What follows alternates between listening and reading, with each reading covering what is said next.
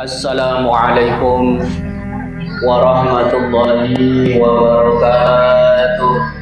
Waalaikumsalam warahmatullahi wabarakatuh. Bismillahirrahmanirrahim. Alhamdulillahi rabbil alamin. Wa bihi nasta'inu ala umuri dunya waddin. Wassalatu wassalamu ala ashrafil anbiya'i wal mursalin Sayyidina wa maulana Muhammadin Sayyidina wa maulana Muhammadin Sayyidina wa maulana Muhammadin wa ala alihi wa sahbihi ajma'in, amma ba'd. Hadirin hadirat yang saya muliakan, wabil khusus para muallim, para muassis, akhinal kiram, Al-Ustadz Dasmuri beserta Jumaidi, muslimin, kita doakan semuanya mudah-mudahan diberikan kemudahan dan kelancaran oleh Allah Subhanahu wa ta'ala. Amin ya rabbal alamin. Sehubungan dengan haflah ini, saya yang satu alma mater, satu alumni dengan para muassis pendiri pondok pesantren apa ini, Miftahul Jannah Asyadatain. Miftah itu kunci, Jannah itu identik dengan kenikmatan yang Allah janjikan untuk hamba-hambanya yang beriman kepada Allah Subhanahu wa ta'ala. Dan mudah-mudahan kita sekalian yang hadir akan diberikan mendapatkan taufik hidayahnya Allah, mendapatkan ridhonya Allah dengan balasan pahala yang melipat gandakannya dengan mendapatkan surga Jannatul Na'im di sisi Allah Subhanahu wa ta'ala. Amin ya rabbal alamin. Hadirin hadirat yang saya muliakan, dalam menuntut ilmu tidak semudah kita membalikkan telapak tangan. Prosesnya sangat panjang. Prosesnya berlika-liku. Ujian dan ujiannya pun juga terus bertubi-tubi datang silih berganti. Namun syariat mengajarkan kepada kita dalam kitab Al-Ala'nya, ala la tanalul ilma illa bisittatin sa'umbika an majmu'iha bi bayan. Ingatlah wahai umat Muhammad Rasulullah sallallahu alaihi wasallam, jika engkau ingin mendapatkan ilmu yang bermanfaat, ilmu yang berguna bagi nusa dan bangsa, harus memenuhi 6 syarat, di mana 6 syarat tersebut akan dijelaskan di kemudian. Yang pertama, syarat dalam menuntut ilmu itu apa? Dzukain. Arti makna asalnya adalah cerdas. Makna umumnya yang muktamad mau berpikir. Jadi kalau orang mau menuntut ilmu tidak mau berpikir, ya udah di rumah aja, nggak usah ngaji. Karena yang namanya orang menuntut ilmu pasti harus berpikir. Jadi dukain, harus cerdas. Ciri-cirinya orang cerdas itu seperti apa? Pasti ada tolak ukurnya. Kecerdasan seseorang dalam menuntut ilmu itu yang pasti mau baca. Kalau orang mau baca, mau prihatin dalam menghafalkan ilmunya, berarti orang ini cerdas. Soal hasilnya seperti apa itu sunnatullah.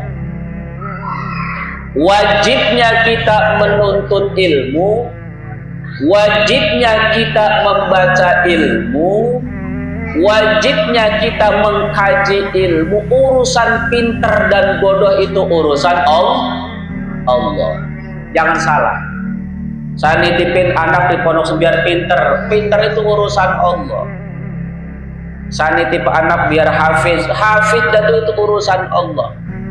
Karena kewajiban kita sebagai umatnya Nabi Muhammad Sallallahu Alaihi Wasallam diperintahkan untuk menuntut ilmu dalam artian untuk berpikir seutuhnya sesuai dengan kapasitas kemampuan untuk berpikir. Utlubul ilma minal mahdi ilal lah. Tuntutlah ilmu, carilah ilmu. Dari kapan kita menuntut ilmu? Sejak kita dalam gendongan ibu kita sampai ke liang kubur. Makanya ketika anak kita sedang digendong, itu sudah diwajibkan untuk menuntut ilmu. Caranya seperti apa orang yang kita gendong, anak yang kita gendong mendapatkan ilmu? Ibunya mencontohkan dengan contoh ilmu. Seperti apa contohnya? Misalkan, kalau dulu saya menyaksikan ibu saya ketika gendong anak saya, anak adik saya itu dengan sholawatan. Sholatullah, salamullah, ala Taha Rasulillah. Salatullah, salamullah, ala Yasin Habibillah. Yuk bareng-bareng. Salatullah, salamullah, ala Rasulillah. Salatullah, salamullah, ala Yasin Habibillah. Anak yang sedang digendong oleh ibunya, kemudian dibacakan dengan bacaan sholawat. Karena kita tidak tahu artinya, tapi Allah yang maha tahu. Makanya saya barusan diskusi dengan Habib Ali itu, kita wajib kata suruh belajar tafsir Jalalain. Dalam surah An-Nas, Qul a'udzu birabbin nas, malikin nas, ilahin nas, min syarril waswasil khannas, alladzi yuwaswisu fi sudurin nas, minal jinnati wan nas. Qul a'udzu birabbin nas. Siapakah An-Nas yang pertama? Birabbin nas, dengan Tuhannya umat manusia. Jadi An-Nas dalam surah An-Nas, Birabbin nas, An-Nas yang pertama waladus shaghir, anak yang masih kecil. Anak yang masih kecil harus dididik. Siapakah yang mendidik anak yang belum bisa bicara? Anak yang belum mampu untuk berpikir, anak yang belum mampu untuk menulis. Siapakah yang mendidik anak yang dalam gendongan ibunya? Tentunya Allah Subhanahu wa ta'ala. Dengan bacaan sholawat, sholatullah, salamullah dan seterusnya. Artinya Pak, sholatullah itu rahmatnya Allah, kasih sayangnya Allah, belas kasihannya Allah. Dengan asbab menyebut Nabiuna Muhammad sallallahu alaihi wasallam menjadi rahmat bagi anak yang digendong ibunya dengan dibacakan sholawat.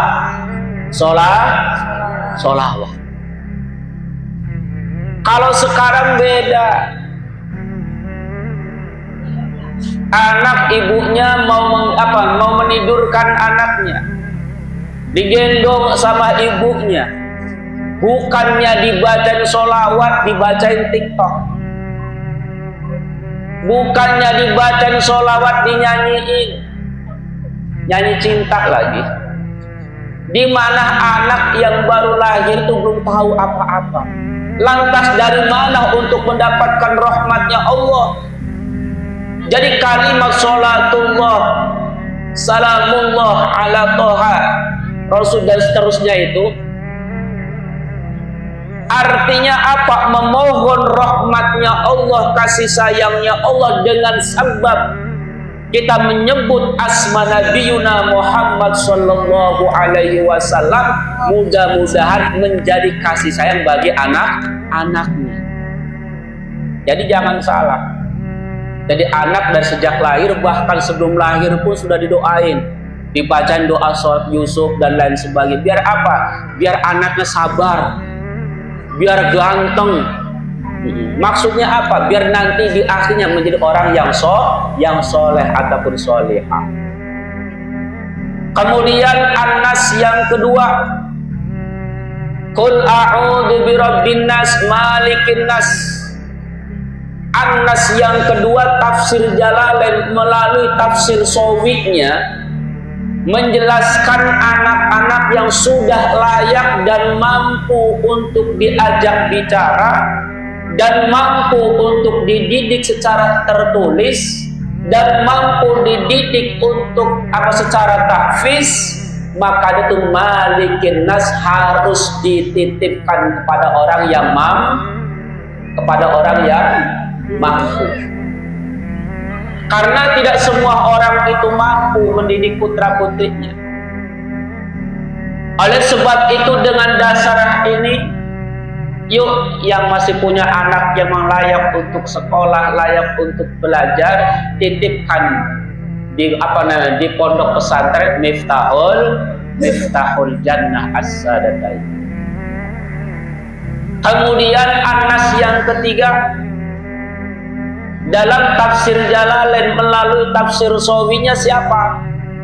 Siapa yang harus dididik? Qul a'udzu birabbin nas, malikin nas, ilahin nas. Didikan yang ketiga ini adalah orang tua yang sudah lansia. Sekarang makan, ditanya, Bu, sudah makan belum? Belum, padahal baru makan. Artinya sudah pikun. Maksudnya orang-orang yang sudah tua seperti dengan cara apa mendidiknya? Taqarrub ilallah. Dididik untuk banyak baca istighfar, dididik untuk banyak-banyak baca sholawat, dididik untuk banyak-banyak baca qulhu dan lain sebagainya. Kenapa? Karena sudah tidak mampu lagi untuk untuk menghafal, sudah tidak mampu untuk menulis, apalagi untuk dipaksa untuk memikir tentang ilmiah juga sudah tidak mampu. Oleh sebab itu orang-orang yang sudah tua didiknya tentang tentang taqarrub, mendekatkan diri kita kepada Allah Subhanahu wa ta'ala. Itu tentang bagian-bagian manusia. Yang kedua, kembali lagi dalam menuntut ilmu, yang kedua syaratnya wahirsin tekun. Ini tantangan berat ini. Artinya tekun itu mau belajar. Jangan hari ini masuk, besok libur. 2 hari masuk, 5 hari libur. 1 minggu masuk, 1 bulan libur. Kapan mau dapatnya ini? Makanya wahirsin, tekun.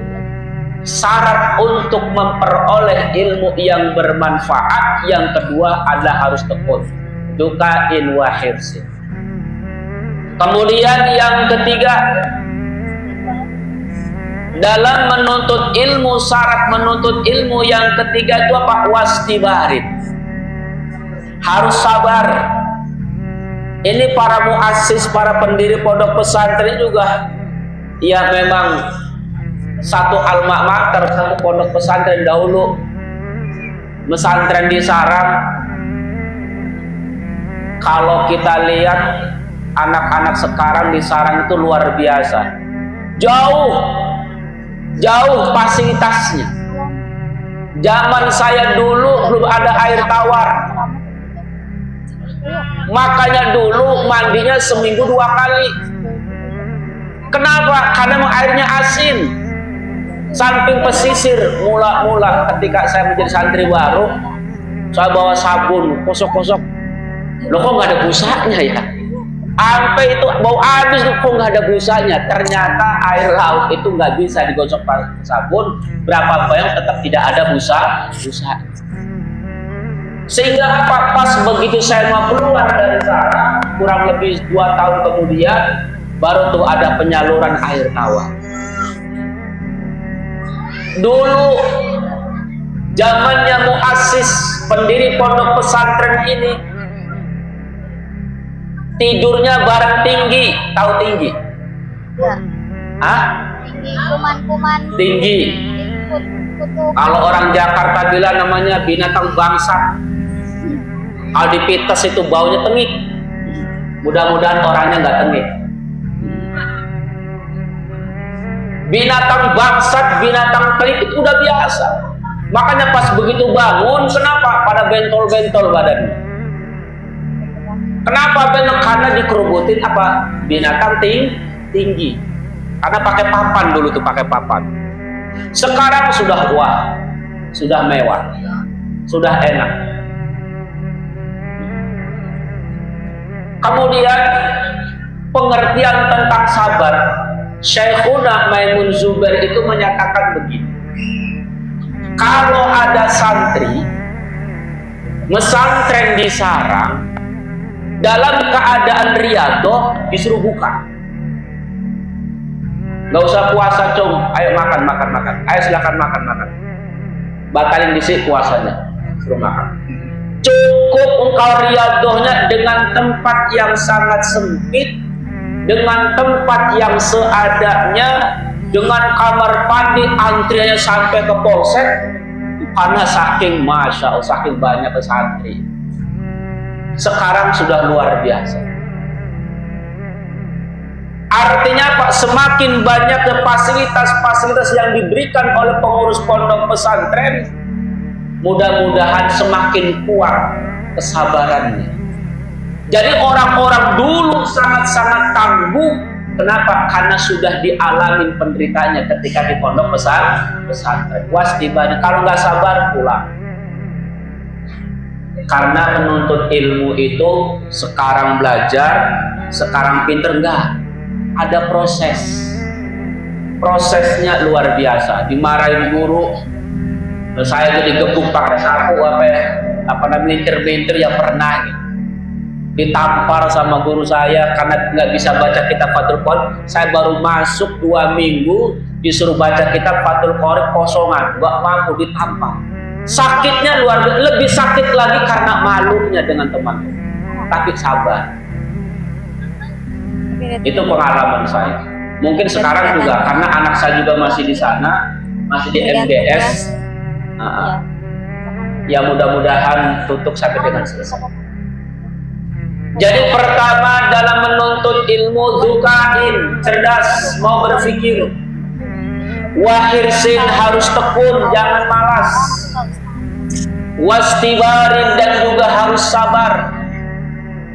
Yang keempat, wabul gotin. Lah ini nih, harus punya modal, harus ada biaya yang dikeluarkan, karena tidak pantas seorang wali santri menitipkan putra putrinya di pondok pesantren tidak memberikan administrasi. Itu tidak sabar, apa tidak pantas. Mari kita simak ikrar Sayyiduna Ali karramallahu wajhah. Sayyidina Ali itu menyatakan dirinya, ana abdu man 'allamani harfan wahidan. Sayyidina Ali ngomong, kalau bahasa kitanya, saya ini adalah budaknya guru yang mengajariku satu huruf. Sayyidina Ali rela dijadikan budak oleh gurunya karena telah mengajari satu huruf. Sayyidina Ali rela diperjualbelikan dirinya karena telah mendapatkan ilmu satu. Apalagi anak-anak kita, subhanallah, bacaan Qur'annya bagus, bacaan Qur'annya tartil, baca Qur'annya subhan tajwidnya bagus. Ibunya bisa ngaji nggak, Bu? Bu, bisa ngaji Qur'an nggak? Bisa nggak? Bener nih. Anak kita satu huruf, lebih dari satu huruf.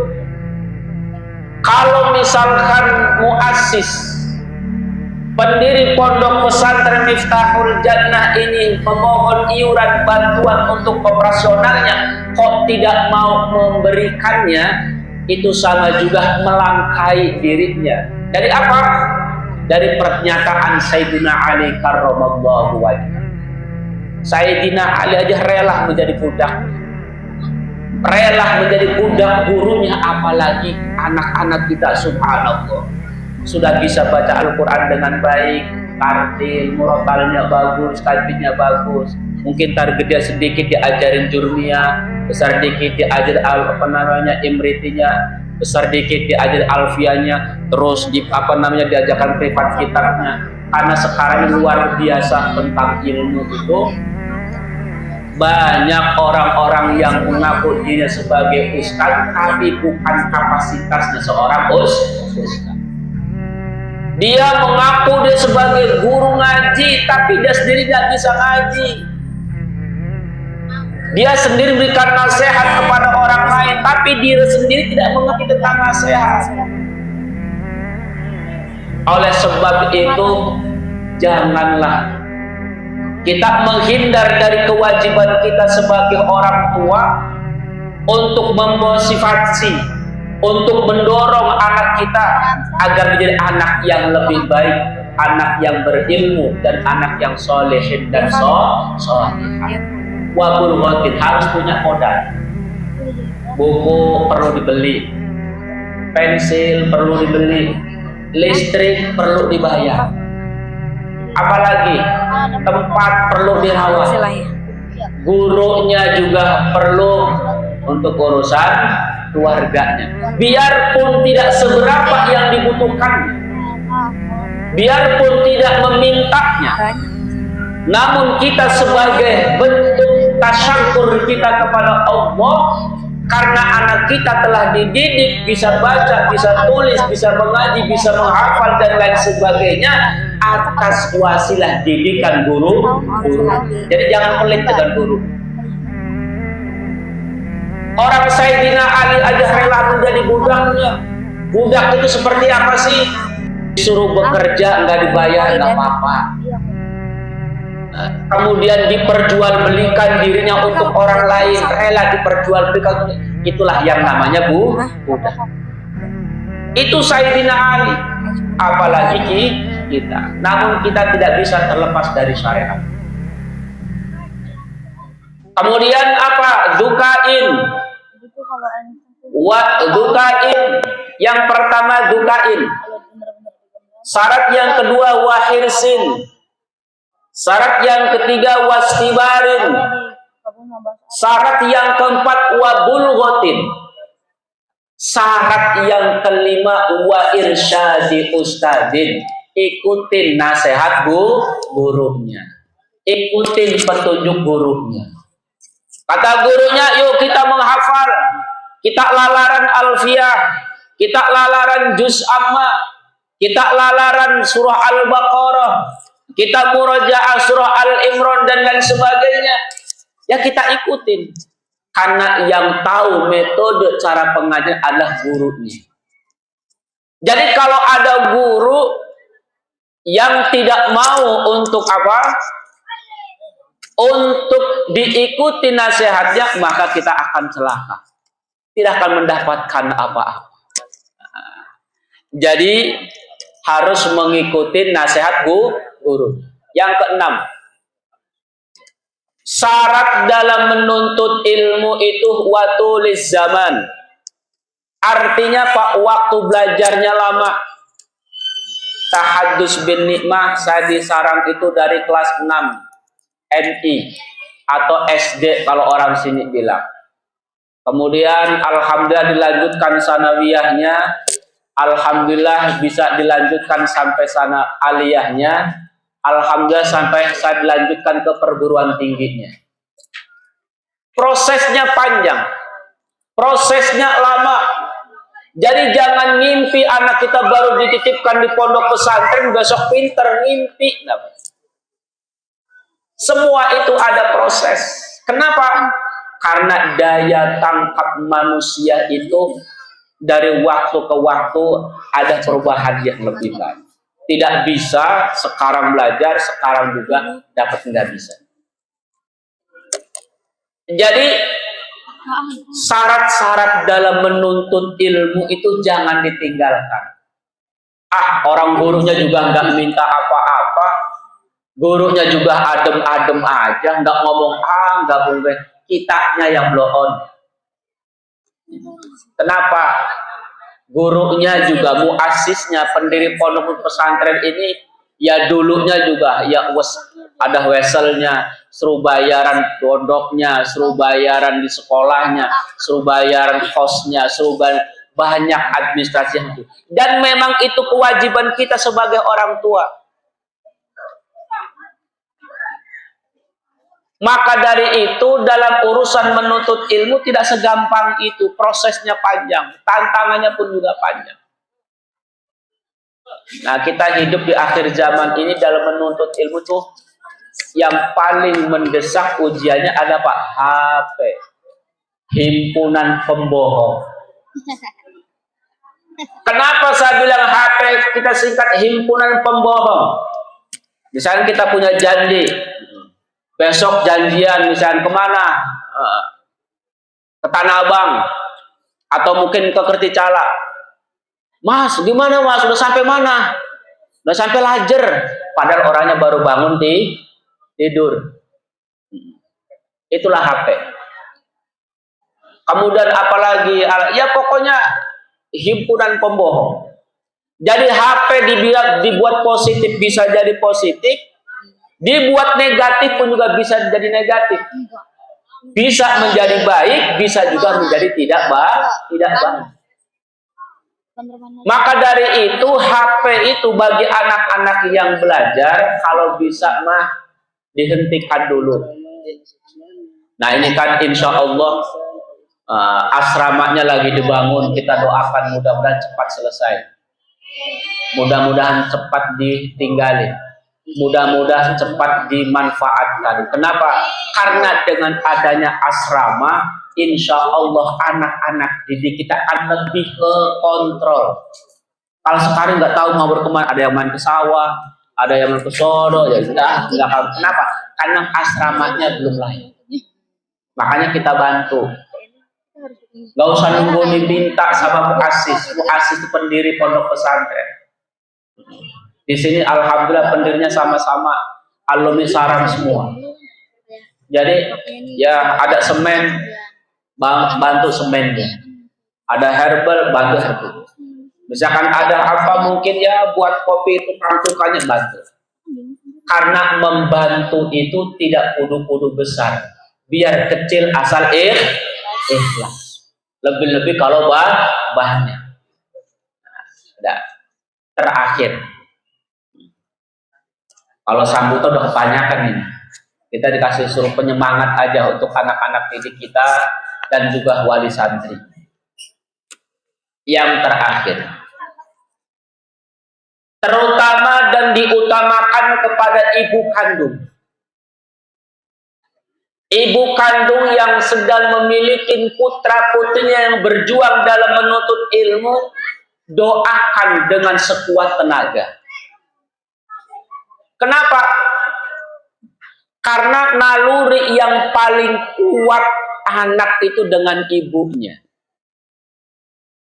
Naluri batin futuhnya hatinya anak kita itu lebih kuat, lebih mendominasi dengan ibunya. Sejak kapan proses batin anak dengan ibu? Sejak anak itu disusui oleh ibunya. Maka dari itu tidak cukup kalau anak cuma dititipkan dalam majlis ilmu, dalam pondok pesantren, tidak disertai dengan doa yang kuat. Sementara orang-orang dulu, para ulama salafus sholihin, ibunya luar biasa tirahatnya. Luar biasa riadohnya. Nggak tidur mulu. Doa fatihahnya nggak putus-putus. Doa bahasa hatinya terus berbayang dengan putranya yang sedang berjuang dan menuntut ilmu. Dari ininya nih. Doa dalam terus nggak putus-putus dengan putri yang sedang berjuang dalam tahfidul Quran. Artinya Pak, punya peranan yang kuat doa dari ibu untuk anak-anaknya yang sedang proses dalam belajar.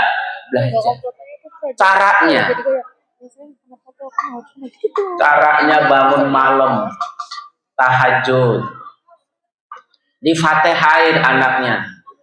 Ya Allah, ya Rahman, ya Rahim, irhamna, bukakan pintu hati putra hamba, misalkan Sifudin, Al-Fatihah.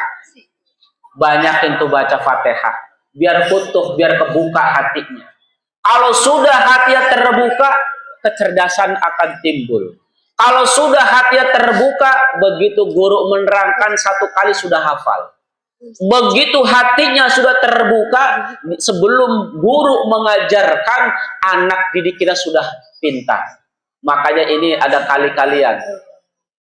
Dulu saya punya guru kalah mental dengan muridnya. Dalam kelas 1 sanawiyah itu, ya dia buka kartu akhirnya. Bagaimana caranya supaya kita ini nggak kalah mental sama muridnya yang pinter. Jadi murid yang paling pinter suruh baca kitab dulu. Maksudnya apa?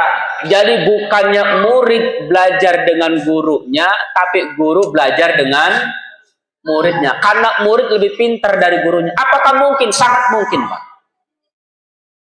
Kenapa? Karena kemampuan EQ yang luar biasa, karena futuhnya hati yang dibukakan oleh Allah Subhanahu wa Ta'ala luar biasa, sehingga gurunya sendiri sungkan, malu, takut disalahkan sama muridnya. Kalau sudah futuh hal arif.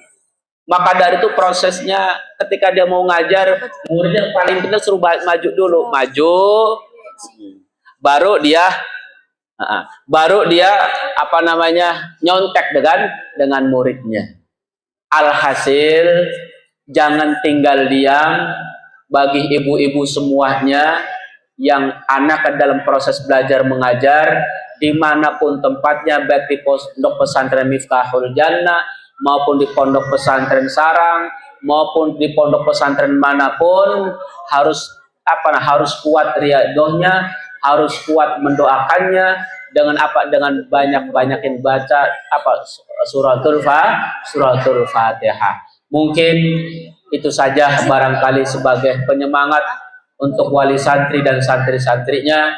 Mudah-mudahan diberikan kemudahan dan kelancaran oleh Allah Subhanahu wa Ta'ala, dan dibukakan pintu hatinya seperti pintu hatinya para ulama salafus sholihin, futuhal arifin, yang dibukakan pintu hati seperti orang-orang yang ma'rifat. Mereka belum tahu tapi dia sudah tahu, di mana mereka belum belajar tapi dia sudah menguasai. Itulah hidayahnya Allah Subhanahu wa Ta'ala. Akhir kalam, wassalamualaikum warahmatullahi wabarakatuh.